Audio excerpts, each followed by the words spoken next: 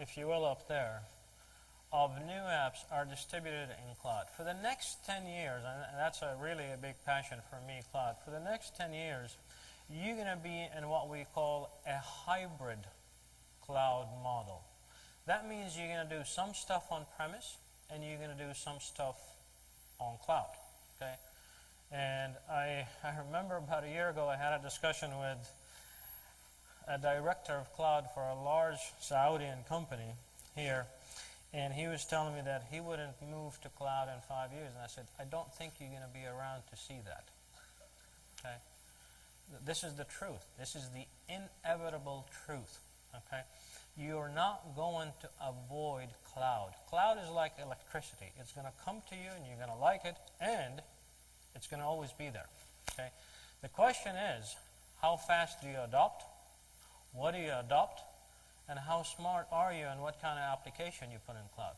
Okay? So cloud is not avoidable. Trust me on this one. Okay? And I see this across the board. Every one of you will be on cloud. As a matter of fact, you're already in cloud.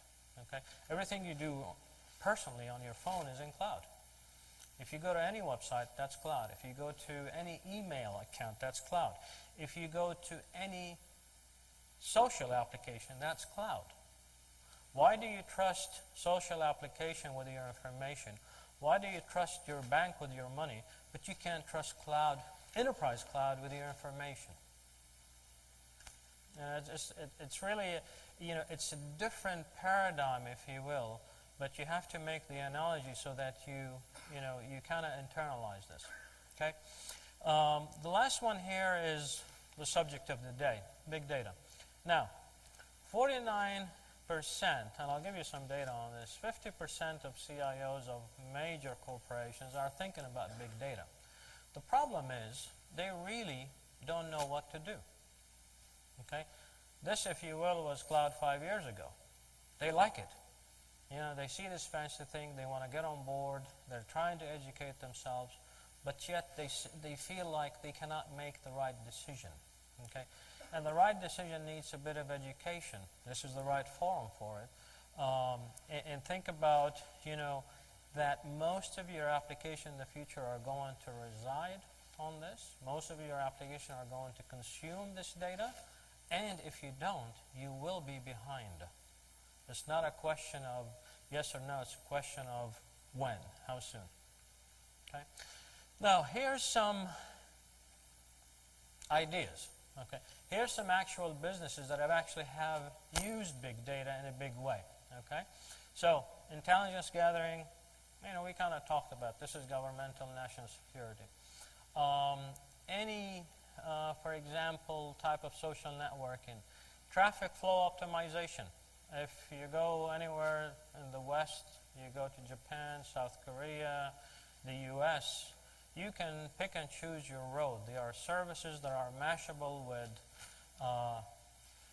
data that comes from the transportation department, that city or state, and they'll tell you, accident, 705, this intersection, this road, avoid this road, reroute here. Okay? And imagine on that road that you're going through, there's all kinds of other services that are being offered. I can be a coffee chain knowing that traffic has been rerouted to me, and I can do all kinds of changes to offer you services just by passing by me. Okay? I can send to your phone, something that attracts you, then send you to come to my store. Churn analysis. Anybody who is in the subscription business, that's incredibly important. I did some work for Sprint in the U.S. on churn analysis. And they live and die by this stuff. How much churn they have to lose this quarter, how much they're going to add. Is it good churn or bad churn? Okay? Your strategy might be, I don't want the low-end customer. I actually want to kick him out. I only want to retain the high-end good churn. Okay? And you can do a lot of analysis by just listening to feedback on services, on customer service for that entity. It doesn't need to be telco. It could be anything else. Banks. Could be retail stores. Could be anything else. Okay? Oil and gas exploration. Okay, I know a lot of data points are being collected, whether it's upstream or downstream on pricing and so forth. Healthcare.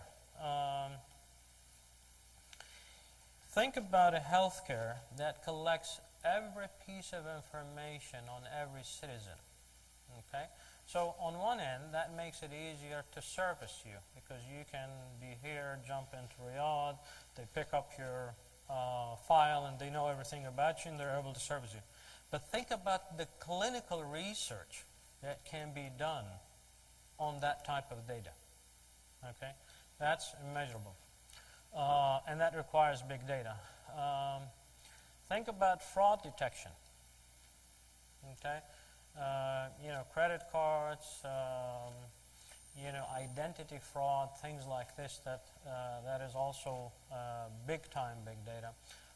Think about equipment monitoring. I gave you the sensors on the lights, but it could be sensors on everything.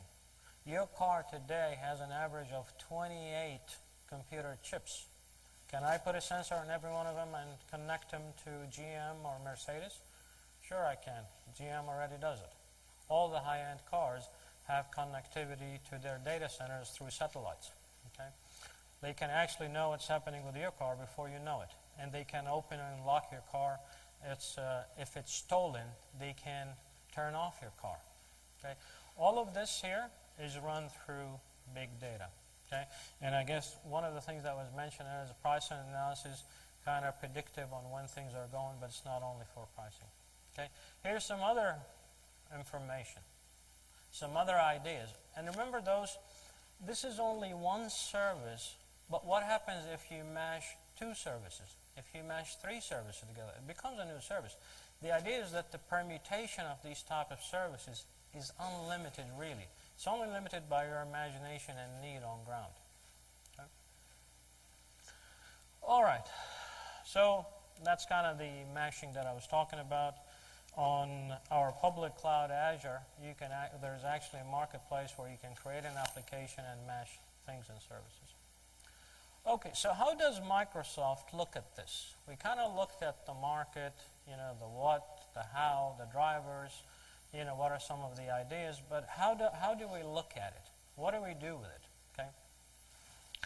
So the way we look at it, we look really at it in terms of holistic approach. What we do is we look at the different types of experiences that you're going to have.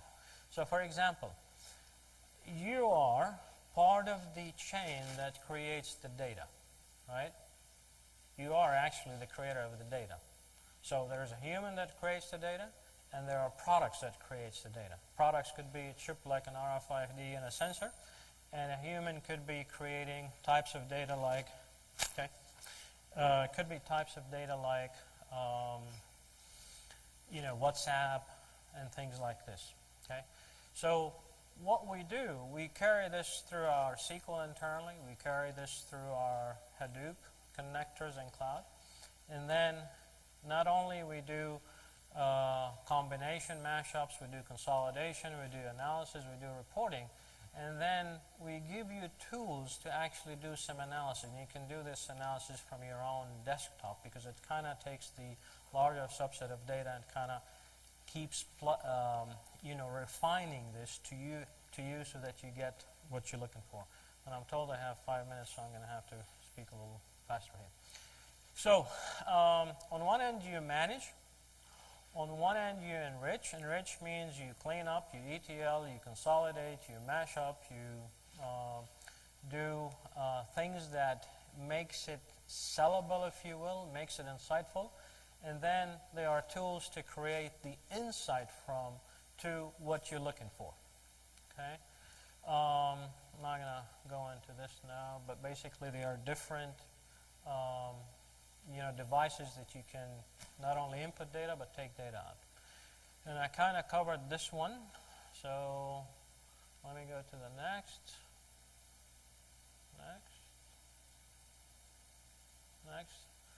And here's the one that I want to spend some time on. So you have today traditional set of data on your premise, right? And that traditional set of data, for the most part, is ERP generated. It's kind of BI data, if you will. But that's, again, that in my mind, that's not really big data. What you have to do, you have to kind of go look for the sources of data that will influence decisions based on the insight from that data in your business. Okay? So in the oil business, it could be the exploration. If you're in retail, you can look at marketing and sentiment stuff. If you are in the traffic business, it's all the cars, whatever business you're in. Okay? Now, you're going to have to put this data somewhere. Okay? And again, you cannot put it on your premise. Too big. So you're going to have to put it in a Hadoop-like data, a blob, if you will, in cloud, and then you have to kind of synthesize as much as you want. Okay? Now, remember today, you can move data between on-premise and cloud. And the way to move it is to move it through virtual machines. Today, you can have virtual machines that can carry 1 terabyte of data, and you can have unlimited number of those virtual machines. So at the end of the day, you can keep the insightful set of data on your premise. You can keep the blob of data on cloud, do the big analysis on blob, and then do the reporting on premise. Okay, so you kind of split the weight of the analysis. So you do most of the analysis away from you on cloud. You do the reporting only on premise, and then you can see the different tools. So, of course, that's the infrastructure Windows Server. Windows Azure is where you've got an infrastructure on cloud. And then in terms of reporting, you can report in Office 365 or Office or Excel and blah, blah, blah. Okay? And I think there is a couple more slides.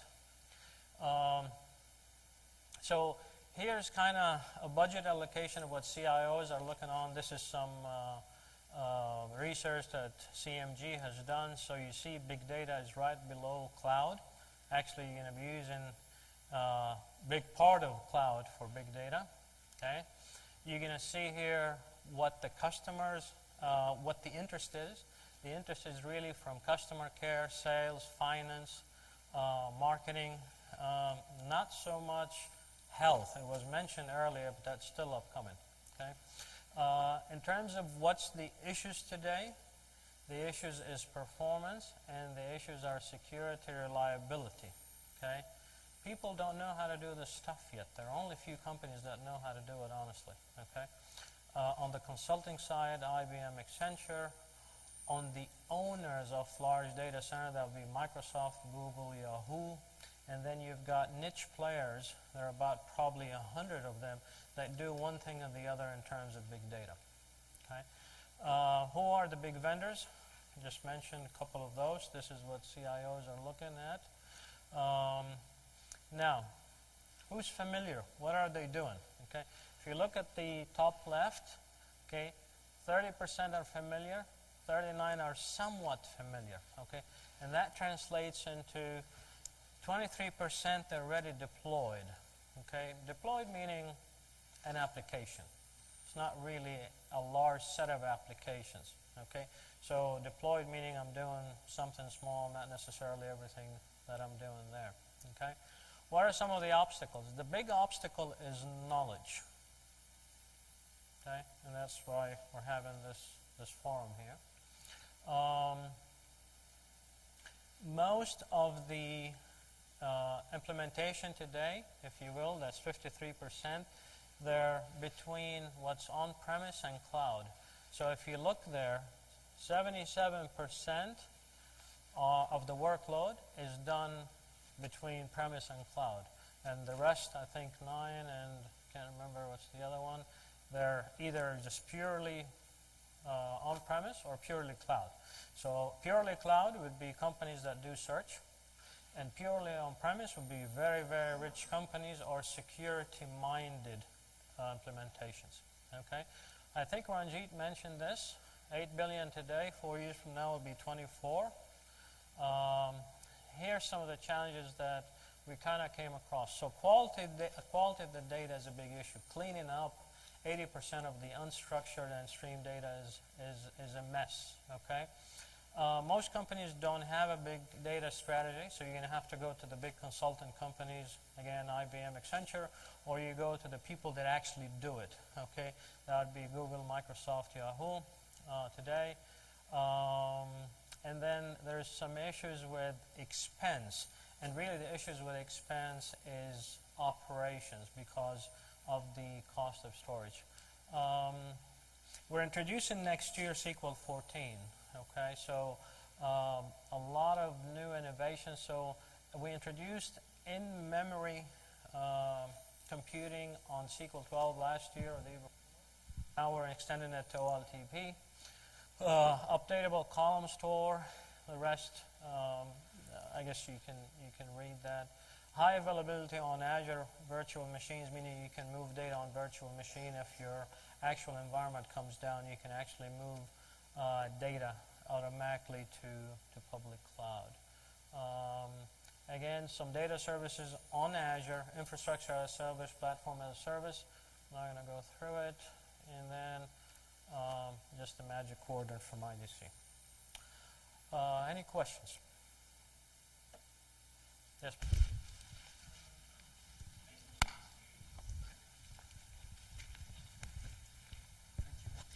You just mentioned the issue of data quality and data cleaning before an implementation, or maybe even through an implementation. So, and based on the presentation that you made, it seems to me that the speed at which data is being generated does not leave a chance to clean the data for an implementation. Good question, actually, excellent question. So, you remember the first, if you go back a couple of slides, the first challenge was strategy. Okay, most people don't know what they're looking for. Okay, if you don't know what you're looking for, I can't help you. If you come and say, listen, I know what I'm looking for, these are the KPIs, okay, then we can quickly generate the IP for you. And actually, we have done that for plenty of customers. Typically, telcos, banks are very good at this because they know exactly the KPIs they're looking for. And therefore, you can quickly weed the dirt, if you will. I mean, you're mining, okay? You're on a mine. You can quickly look for the gold. And then once you find the gold, you can consolidate that, and then you can, analyze the data. That becomes once you've set the IP, it becomes very easy to actually extend that into what we call second level and third level KPIs. Good question. Anybody else? Yes, please. But you mentioned that cloud computing is not avoidable. But you mean for enterprise or for government? Because I worked on cloud computing in Germany, and I know that they have regulation that strictly prohibit the housing of data offshore. Okay, so this question is not about cloud. This question is about, is it on-premise or is it off-premise? So in Saudi, you've got, and in a lot of countries, right? In Saudi, you've got data sovereignty issue with regard to national security related stuff. I mean, oil business is national security, for example. And then you've got issues with most banks. Most banks will not put data outside their country. They might give you a presentation layer where you can look at a web page, but that's not really where the data resides. The data still resides in the data center. You're just doing the processing and streaming. So the question is, in that case, the data still resides within the country, but it's still a privately operated cloud or a hybrid cloud. For example, we went to a large entity in Saudi and we said, listen, you don't want to you don't want to put your data outside the country. You're reluctant to create your own private cloud. Why don't we go together to one of the large, well, there are 3 large telcos, and let's create a national cloud. Your data still sits in the country. You can even do the traditional co-location where you have your own set of hardware, right? And you can tunnel to it. Nobody would touch it. Of course, that's not what really cloud is about. I mean, cloud is optimizing and increasing capacity and utilization with multi-tenancy of multiple, customers within the same hardware, of course, firewall and so forth. So the question here is not cloud. The question is sovereignty of data. Where does it sit? Okay. Anybody else? Okay. Thank you very much.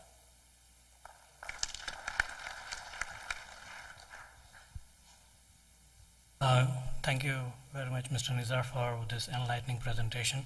I would like to take this opportunity to thank you personally, and also, if you can just wait. Sure. May I request Dr. Nair to present the participation certificate for Mr. Nizar, as Mr. Nizar is really in a hurry to leave, so we would just help you with that.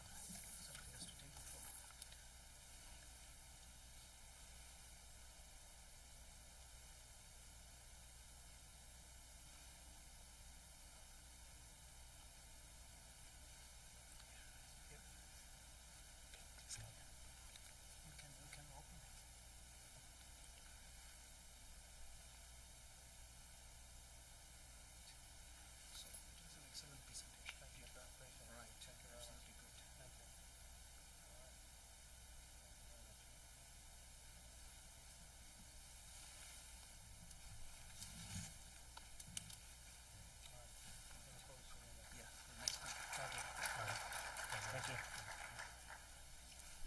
All right. Now we'll have a very, very short coffee break of about 5 minutes only. Yeah, so that we can just catch up with the time we have already lost. Okay, and we see you in another 5 minutes. Thank you very much.